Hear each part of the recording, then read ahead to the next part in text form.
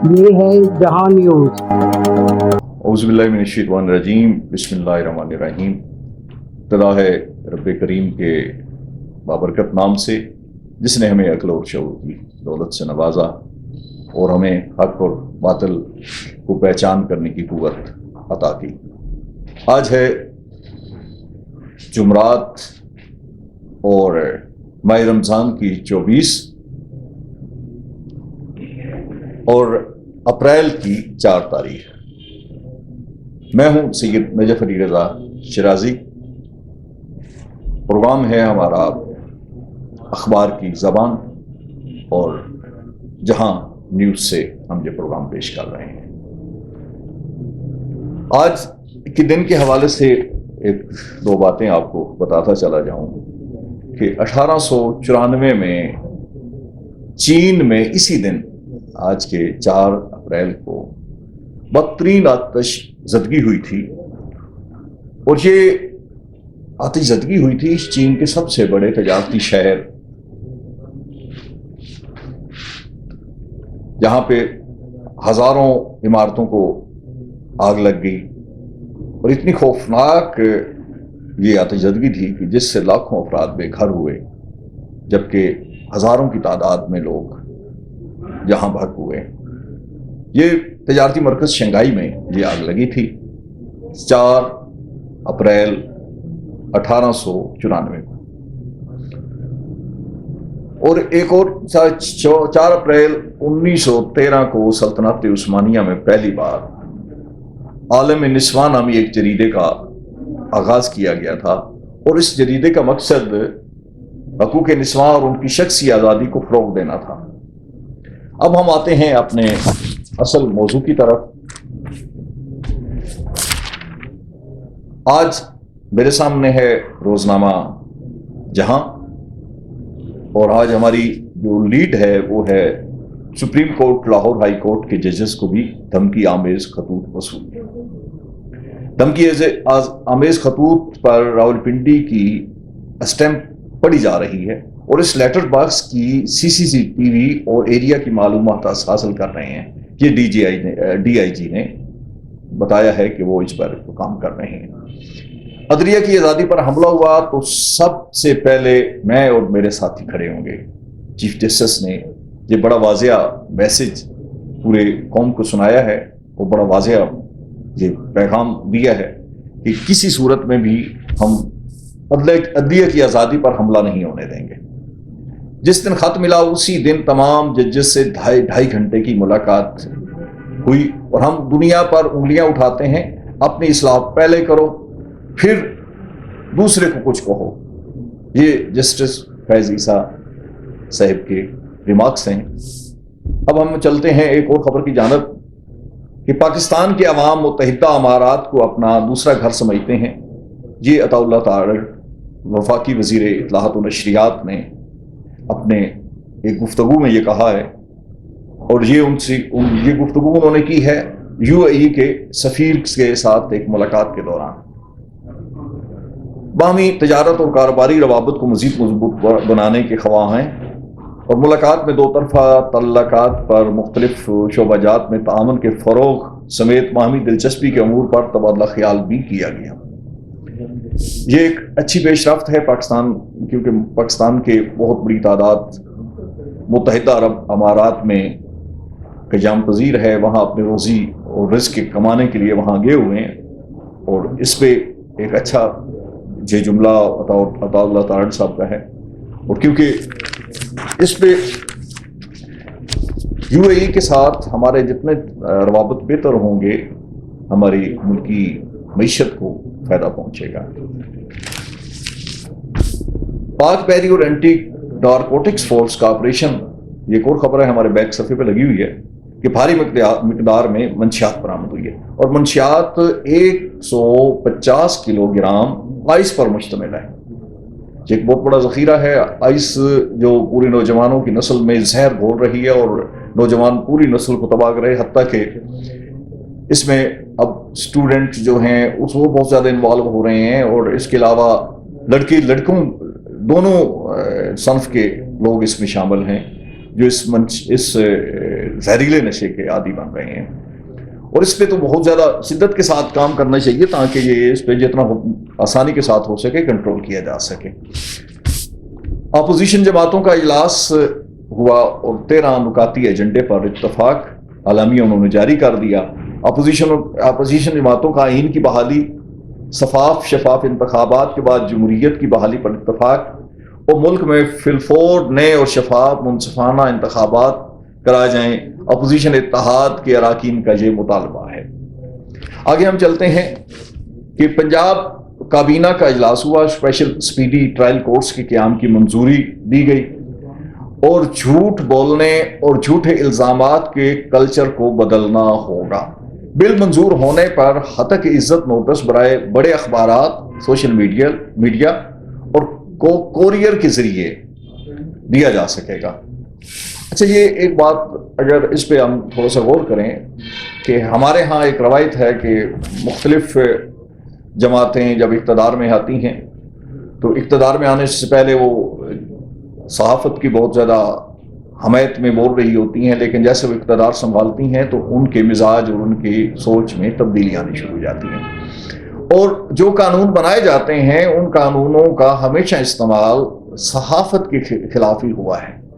اگر اس قانون کا استعمال غلط ہوا تو یہ ایک انتہائی نیگیٹو قانون ثابت ہوگا، کیونکہ ہم نے اکثر دیکھا ہے کہ پاکستان میں اکثر جماعتوں میں اکثریت صاحب اقتدار نے آ کے ایسے قوانین کی ترویج کی، ایسا قانون سسٹم بنایا جس سے صحافت پہ قدغن لگی.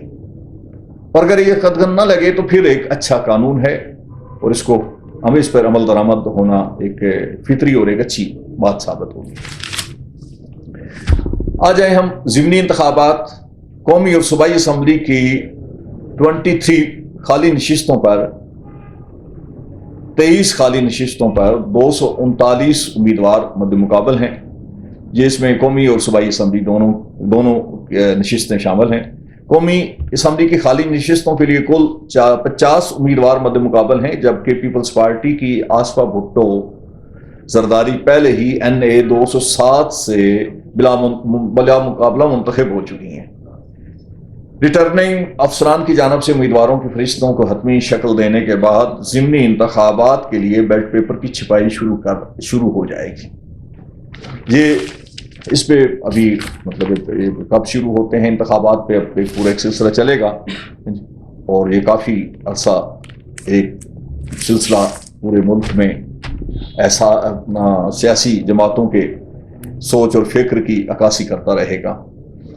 ایکسپریس نے بھی جو لیڈ ہماری ہے، سپر لیڈ بھی تقریباً وہی ہے اور لیڈ بھی وہی ہے. ججز خط پر فل کورٹ بنانے کا اندیہ، دھمکی یا مداخلت برداشت نہیں کریں گے، چیف جسٹس کا بیان ہے. ہم آگے چلتے ہیں کہ غزہ مزید 59 فلسطینی شہید امدادی کارکنوں کی ہلاکت پر اسرائیلی صدر نے معافی مانگ لی. شہداء کی تعداد 32,975 ہو گئی اور اسرائیلی صدر کا سربراہ ورلڈ سینٹر کچن سے رابطہ امدادی کارکنوں کی ہلاکت قابل مذمت ہے. یہ بائیڈن کا بیان تھا. امریکی امدادی قافلے پر حملہ جان شکار کیا گیا. اقوام متحدہ کا اور سلامتی کونسل سفارت خانے پر حملہ واضح رد عمل ہے. ایرانی وزیر خارجہ نے بھی یہ جملے کہے. اچھا، ایک اور بات ہے، ایک اور بڑی پیش رفت ہوئی ہے، وہ ہے کہ پرویز الہی، سمیرہ الہی، زارا اخلاص کو الیکشن لڑنے کی اجازت دے دی گئی ہے.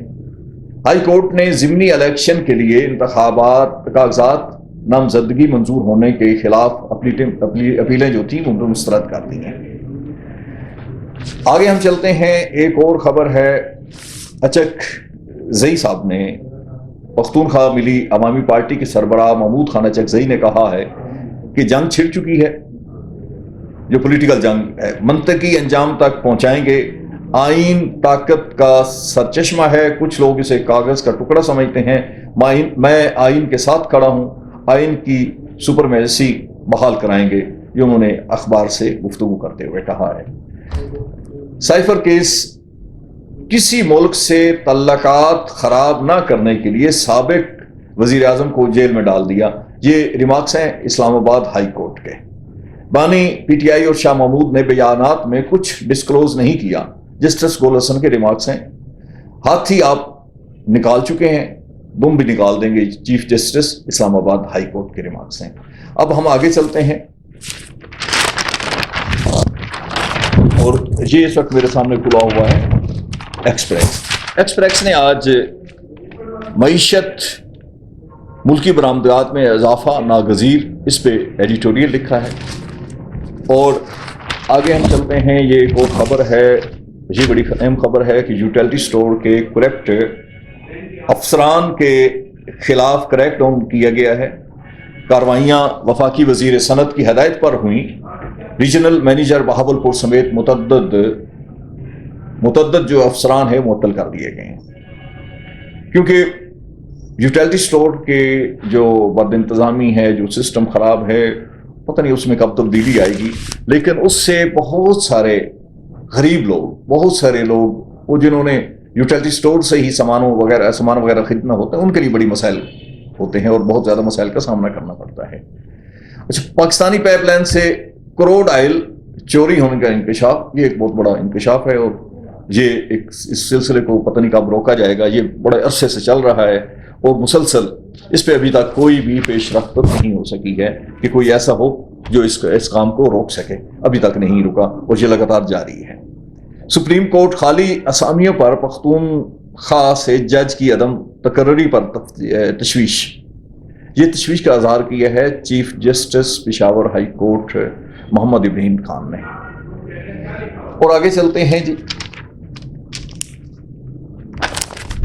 کہ ہمارے ہاں وہ ہے چند ایک گلوکار تھے جنہوں نے ایک ہی گانے سے راتوں رات سپر سٹار بن گئے.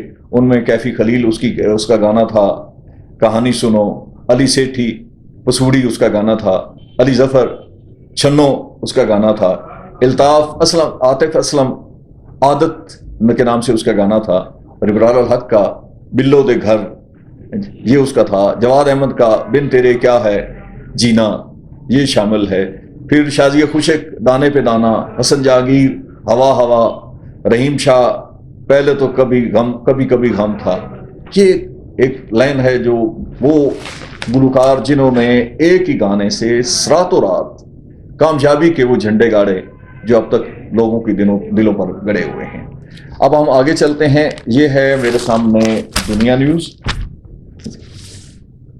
اس میں رانا ثناء اللہ صاحب کے حوالے سے خبر ہے کہ بانی پی ٹی آئی کے مقدمات کو غلط چلایا گیا تھا. یہ رانا ثناء اللہ نے ایک پروگرام کے دوران کہا ہے. ایک ہفتے میں 3 مقدمات میں سزائیں ہمیں الیکشن ہروانے کے لیے دی گئیں. یہ کیسز کسی بھی جج کے پاس جائیں گے تو وہ بانی پی ٹی آئی کو بری کر دے گا. انہوں نے اپنی گفتگو میں یہ جملے کہے ہیں, اور یہ انہوں نے بڑے واضح طور پہ کہا ہے کہ بانی, اس سے واضح محسوس ہوتا ہے کہ بانی پی ٹی آئی کے خلاف جو مقدمات ہیں وہ غلط ہیں, ان پہ جو فیصلے سنائے گئے وہ غلط ہیں. وائٹ ہاؤس نے افطار ڈنر کا ایک پروگرام رکھا ہوا تھا, لیکن مسلمانوں نے اس کا مکمل بائیکاٹ کیا, اور جس کی وجہ سے وائٹ ہاؤس کو وہ پروگرام منسوخ کرنا پڑا. غزہ میں قتل عام جاری, تقریب میں شرکت ناممکن. یہ ہے ڈپٹی ڈائریکٹر اسلامک ریلیشنز, انہوں نے اس پہ واضح موقف اختیار کیا, اور انہوں نے اس کو کہا کہ ہم اس پروگرام میں شریک نہیں ہو سکتے جب تک غزہ کا مسئلہ حل نہیں ہوگا.